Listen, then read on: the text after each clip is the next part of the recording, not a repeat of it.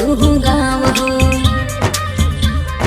हे जी बाबा से पिया बाटे बहुते लगाव हो। हर साल सावन में जाला तू गाँव हो।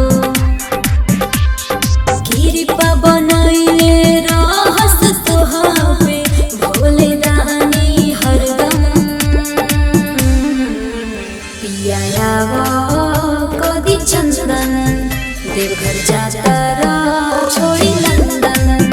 पिया कदी चंदन देवघर जाता छोड़ी नंदन।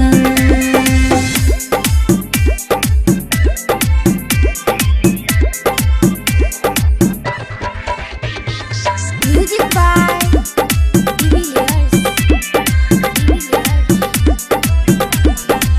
भंगिया धतूर संग सुनर सुनर फलावा पहिले सोमारी के चढ़ई ह तू जलवा।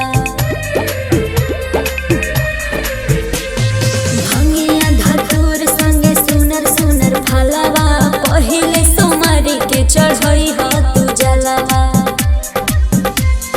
भीड़ होला भारी खूबे बाबा के दुआरी डाक बंचोले दन दन। पिया कदी चंदन देवघर जाता छोड़ी नंदन।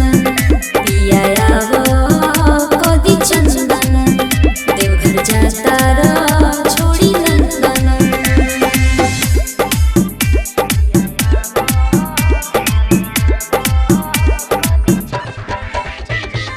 Music by DVS.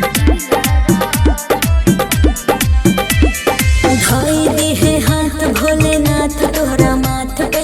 दीह तू ध्यान कोई चकाबे के बात पे। धोई दिहे हाथ भोलेनाथ तोहरा माथ पे।